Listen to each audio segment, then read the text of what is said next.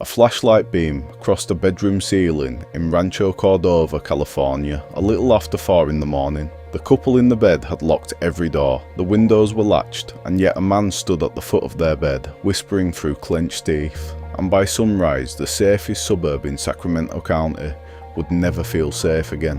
What happened next would take 42 years to answer, not because no one was looking, but because everyone was looking in the wrong way. This is the story of the Golden State Killer, and it is not really a story about a monster. It is a story about how a monster hides inside a system built by good people.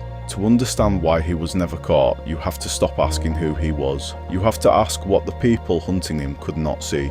Start in June of 1976. The first confirmed attack of the man the press would call the East Area Rapist happened on the 18th of that month, in a quiet home east of Sacramento. Over the next 3 years, he would attack roughly 50 women across the region. The pattern was almost mechanical. He entered homes at night, usually between midnight and 4. He wore a ski mask. He shone a flashlight into sleeping faces. He whispered. He had already been inside the house, sometimes days before, unlocking windows, emptying bullets from guns he found in drawers, studying photographs on the walls. He knew the names of the people he attacked. He knew their schedules. He knew when husbands worked night shifts. Think about what that means. This was not impulse, this was reconnaissance. Detective Richard Shelby of the Sacramento County Sheriff's Department was one of the first investigators assigned to the case, and his colleague, Detective Carol Daly, became the face of the investigation to a terrified public. Daly did something almost unheard of at the time. She sat with the victims. She interviewed dozens of women in the hours after their attacks, gathering details other departments would have dismissed. The whisper, the clenched jaw, the strange theatrical rage, the way he sometimes sobbed in other rooms of the house muttering to himself. She was building a psychological portrait before criminal profiling was even a common practice, and still he kept getting away. Why? Part of the answer is brutally simple. It was 1976. There was no DNA testing. There was no computerized fingerprint database that could search the whole state. There was no system that let Sacramento automatically compare notes with Visalia or Stockton or Modesto. Every police department was an island. A criminal who understood that could commit crimes in one county, drive 40 minutes and become invisible. And this criminal understood it better than almost anyone alive, because he was a police officer. Joseph James DeAngelo had worn a badge in Exeter, California, starting in 1973.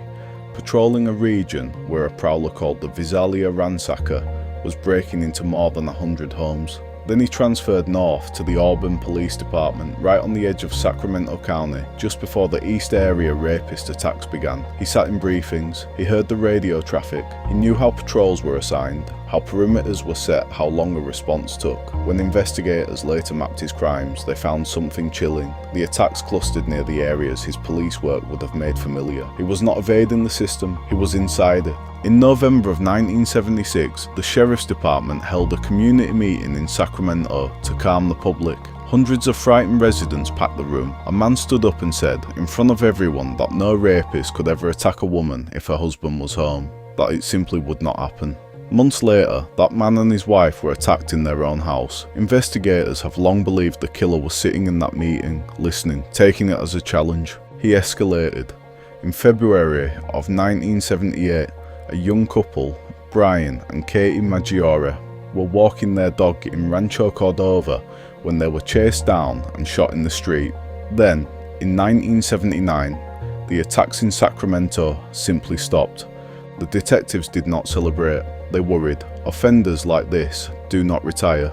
They relocate.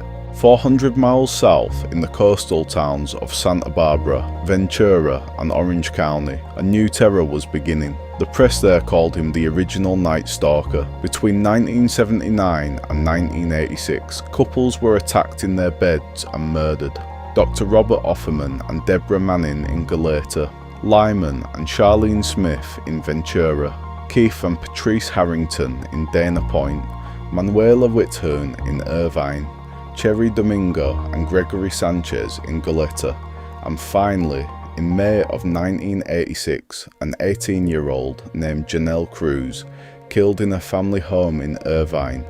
Here is the part that should stop you cold. For more than 20 years, most investigators did not know these were the same man. Northern California was hunting a rapist. Southern California was hunting a killer.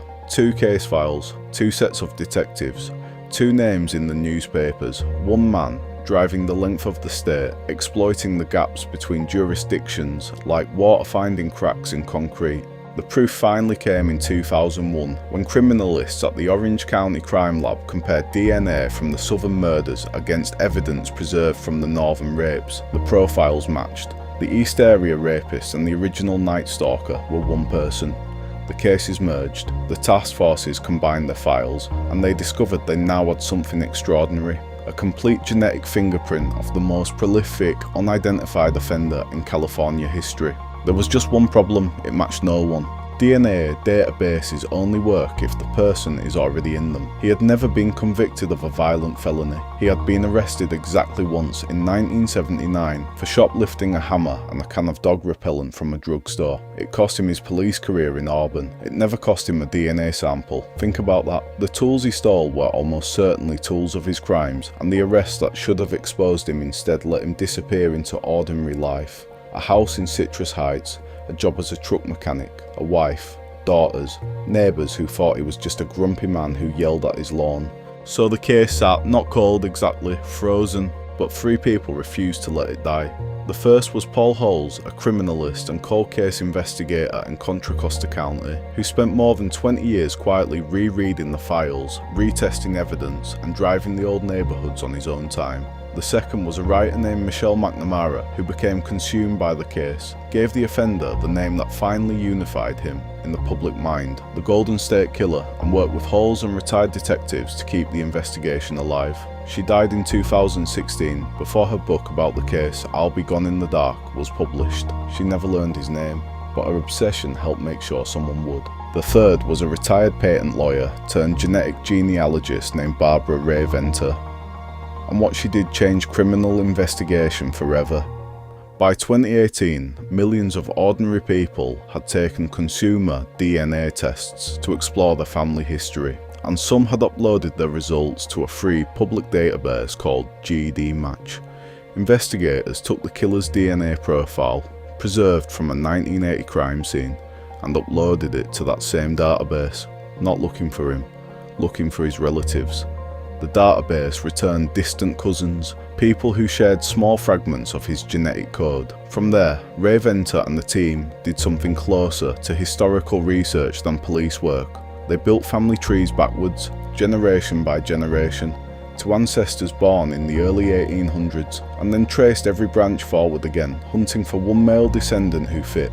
The right age, the right height, ties to Sacramento, ties to the Central Valley. The tree narrowed to one name, a 72-year-old former police officer living in Citrus Heights, less than 30 minutes from the first attacks. Investigators did not arrest him, not yet. They watched him. They waited until he touched something in public, then collected the DNA he left behind. First from his car door handle, then from a tissue pulled from his trash can. The lab compared it to the profile that had waited in evidence storage for 4 decades. It matched. On April 24, 2018, Joseph James DeAngelo was arrested in his driveway. Sacramento District Attorney Anne-Marie Schubert stood before cameras and said words that survivors had waited half a lifetime to hear. They had found him. In June of 2020, DeAngelo pleaded guilty to 13 murders and admitted to dozens of uncharged rapes and burglaries, including the crimes in Visalia and the 1975 killing of college professor Claude Snelling, shot while protecting his daughter from an intruder. In August of 2020, at 74 years old, he was sentenced to life in prison without the possibility of parole. 42 years after that flashlight beam crossed the bedroom ceiling. So why couldn't they catch him? The honest answer is uncomfortable. It was not one failure. It was the shape of the world he operated in. He was a police officer who knew exactly how police think. He struck in an era before DNA, before databases, before departments talked to each other. He moved across county lines because he understood that in 1970s California, a county line was practically a wall, and when technology finally caught up, he had already gone silent. hiding in the one place no manhunt ever searches,